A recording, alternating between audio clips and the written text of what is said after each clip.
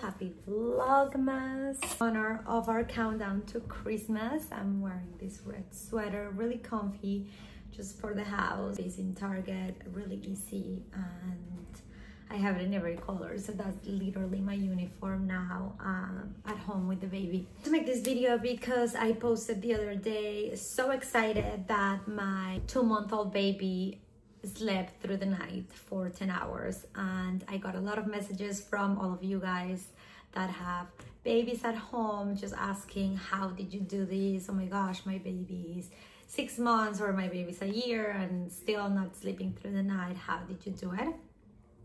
So I wanted to come here and tell you my story.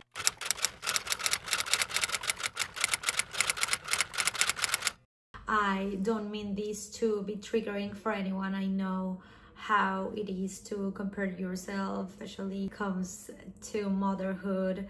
You know, myself, a breastfeeding situation was hard to see, and I was trying to pump. I wasn't getting enough supply to feed my baby, and then I would see an influencer mom post that she had to buy an extra fridge because she couldn't feed all of the milk she was pumping, and you can't help but by compare yourself. So I don't mean for this to be oh my god, I'm doing great and you're not. I mean it to be, this is a journey that I am right now, and I know a lot of you are too at home, and I know how hard it can be at times. And I think the more resources you find online, I know that it could be helpful to hear other stories and see if you can apply them yourself. Of course, know that I'm no expert at all. This is my first baby, he's 2 months old, so I'm very aware that things can change tomorrow, and I know that everything has to be run by a pediatrician, and you know, I'm not trying to tell you what to do with your baby. I'm just telling my story and sharing the research that I've done, and I hope that somehow this could be helpful for you. But definitely do your research and be sure to feel comfortable with anything that you do with your baby in terms of safety, etc. So with that being said, let's get into our Cheers My Baby sleep journey.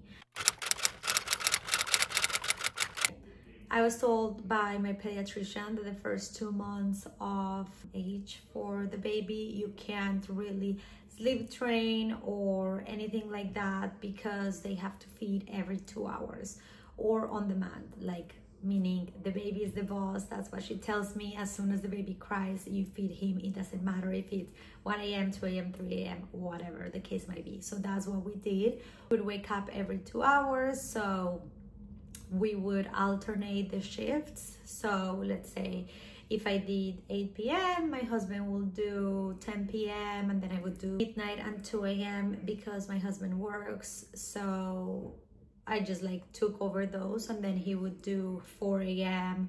and then I would take over for the rest of the day. And that's how we did for the first 2 months.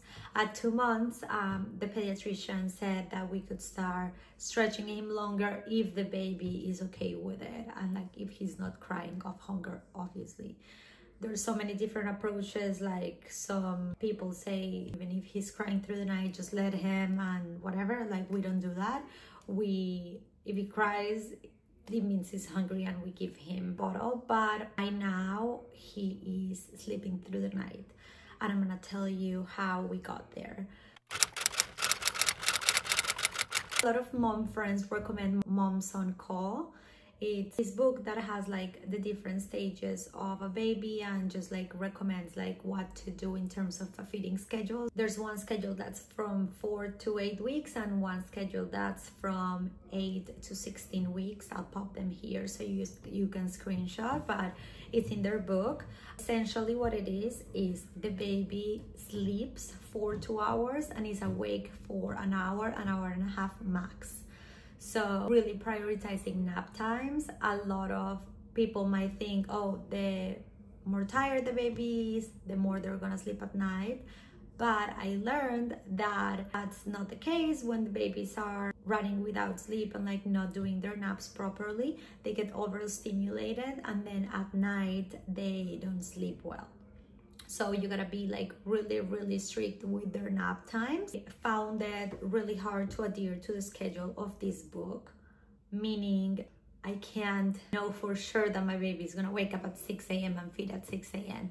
But what I did is I started tracking his times and his schedule around him, but based on this. So if he woke up at 7 or 7:30, I would log that and then try to make sure that he like stay awake for the full hour. First thing that I do is I change his diaper as soon as he wakes up, like I give him his bottle. Another thing is that my baby feeds right now with formula. I wasn't getting enough supply to breastfeed, so we give him organic formula, and that's just something that works for us. I've heard, I don't know if this is true or not, that if you're breastfeeding, it's harder to get them to stretch longer. So that with your pediatrician or with a sleep consultant, because I'm not sure. We give him around 4 to 6 ounces per feed. I'm trying to change all of the bottles to like the bigger ones so that he can have 5 ounces every time, because sometimes what happens is we don't have enough of the bottle, so I give him 4 ounces and then he's fine. But I always wonder if I gave an extra ounce, would he have stretch longer his nap or stretch longer his Playtime consists of stimulation. So we have the Love Avery playmat, and we have baby Bjorn bouncer that he loves, and we also have a playlist in Spotify with all of our favorite songs, so like Colombian and American hit songs that we sing to him and we play with him, and he loves it. So we have a full hour and a half of playtime. My mother-in-law recently got him these, actually you can see it right here. We were just playing in Target, and this is like really easy to put in and out, in my opinion, like way easier than the Love Avery one, because the Love Avery one's wood here, so like you have to like put it together, and we don't have enough space to just like leave it built. So this one from Target is like really easy to like put in and out of the closet, and I can just put it everywhere. Like it has the mat attached, so I can just like put it on top of my bed. If you know I'm right here and like we're just doing things here, I can put it on the couch, and it's just like easier to maneuver. So I've been using this as of lately, and he really likes it. And what I did is I attached the Love Avery, some of the Love Avery little things today. But if not, like all of this comes with the Target one. So anyway, so he lays right here. I can put a video, and then he just moves and plays. You can see the cues when he's getting tired, because he starts like yawning, and you can see like his little eyes like getting tired. Old MacDonald had a farm, E-I-E-I-O, and on his farm he had a cow, E-I-E-I-O, with a here and a there, here a there, everywhere. Old MacDonald had a farm, E-I-E-I-O. Immediately close his blinds, turn on the red light in his room, and just like set the mood to get him like nice and ready for his nap.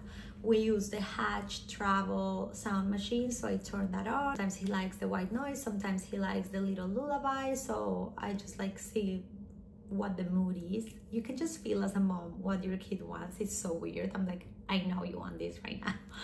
I close the blinds, I turn the red light on, and I use the swaddle. I learned this from one of the moms I follow in TikTok. I ordered it and it really worked for us. So I double swaddle. I use these ones from Amazon, and then I put over it the Uptown Baby swaddle. The reason why I like these two swaddles is because they have Velcro, so like they really don't get out of it. We tried different swaddles, but nothing was like quite as secure as this. But it's still like really breathable, like nice soft fabric, so it doesn't feel like it's too warm, and it feels like nice and snug, and he loves it. He's been like sleeping on that for weeks, and he sleeps great in that. So I highly recommend this combo. I heard a lot about the weighted sleep sack, so even though we have it, I haven't used it because I was nervous, and again, do your own research. But there was just like some information about using weighted sleep sacks, so I feel like this gives him enough like weight and support to feel good. And I give him his pacifier and I tell him I'm right here. I touch his chest and I close the room. I leave the room a little open because I feel like he likes seeing that I'm right there, because every time I close it he cries, so I just leave it like a little open and he likes it. And then, I'm not kidding, seconds later I look at the iPad and he's sleeping. My mom is like, how did you do that? I'm like, I don't know. It's just like I found the perfect combo that works for us, and that's what it is. He sleeps for sometimes an hour, sometimes an hour and a half, sometimes 2 hours. The idea is that it's always 2 hours, but like, let's be real, that's not always gonna be the case. At 8 p.m. we do his bath time, and he's drinking his last bottle around 39, and then I realized that if we give him 5 ounces, the more he sleeps through the night. I did talk to a sleep consultant about stretching him even longer, because I've seen moms that are like, oh yeah, he sleeps 7 to 7 or like 12 hours, and I'm like, okay, how do I get there? And some of the things she mentioned was to, one, remove the pacifier completely. So having the baby just purely sleeps without a pacifier. My baby at night, he sleeps with a pacifier, but then once it falls off, no one is like up to put it back on, so he just like falls back asleep by himself. During nap times, I would say we are in a law to like re-put the pacifier if he's asking for it, meaning if he's crying. So one of the things she said was just like to completely take it out, and honestly we haven't done that because it's hard. Like, he's already used to it, and just like easier to get him to fall asleep with it. And I also like saw a lot of like it being beneficial for newborns, like to avoid SIDS and things like that. So I don't know, for now it's working for us. I do want to slowly transition into taking it out. I don't know when that's gonna happen. Something else that I learned is that if you're having a hard time getting him to nap, there's something called emergency naps, which is putting him in the stroller and going for a walk. Typically babies sleep in the stroller, so if he's tired from his playtime and you put him in the stroller, he likely is gonna sleep. So you can walk as long as possible so that he sleeps as long as he can. We were doing a lot of that when it was nice out. I live in New York, so now it's a little bit cold for stroller naps. I recently just ordered a sleeping bag for the Duna stroller, so hopefully that helps with me feeling more comfortable on walks. Another emergency nap is contact napping, which I used to do when he was newborn, but now when he's napping I am doing other things, so it's hard for me to just sit in the couch all day and have him nap on my chest. Even though I love it and I sometimes do it, I do feel the need to also be productive and do other things. So, and he also sleeps way better when he's like swaddled in his room. Something else that I wanted to share is the way we're tracking it. I first was tracking it literally with pen and paper. I was just finding the perfect way for us to track it, so I would just like print a log and we will do it, and then I will like transfer it to the computer to analyze it later. And then we traveled to Arizona, so I wasn't gonna like bring pen and paper to like the restaurants and everywhere that we were going, so we started tracking it on notes in our phone and just like do like collab so that everyone can edit. And then after that I was like, you know what, let me try the app. So now we're doing the app, we're doing Nara, and it's very user-friendly, easy to read, so what is working right now for us. And that's it. I mean, that's literally like, there's no more science to it. Supposedly there's ways to get him to sleep even longer, which are no pacifier and super dark room for the naps. If he cries, for you to come in the room, like let him cry for like 10 minutes before you come in. I don't do any of that. He's so little, like he's 2 months old. If he's crying and he needs me, I'm there the second. Like I'm gonna show you right now, like the iPad is right here. I have my light on here, but the iPad is right here, and I'm always staring at that iPad. So the second that he opens his eyes, I'm in his room. And that's probably not what I should be doing, but I also think you should do you feel comfortable with and what your gut tells you, your mom instinct, and that's that. I feel like sometimes with these consultants, very black and white, and you end up feeling a little judged when you don't do exactly what they tell you. So I think it's good to take the information and then do whatever you want with it, because it's your child. So anyway, this is what we're doing right now. As I said, it's really working. I'm very happy with him sleeping 8 to 10 hours at 2 months old. Again, I am very aware that this can change tomorrow. If you have any more tips, great. Right now he sleeps 8 p.m. to 4, 5, 6 a.m. so it's still early, but I've never had a night nurse. I'm happy to just wake up in the middle of the night and do what I need to do for him, but I am aware that when I'm going back to work, it's gonna be harder. So if you have any tips, also share them with me in your comments. But I hope that this information is helpful to you. Share your stories with me. I love hearing about other moms and your experience.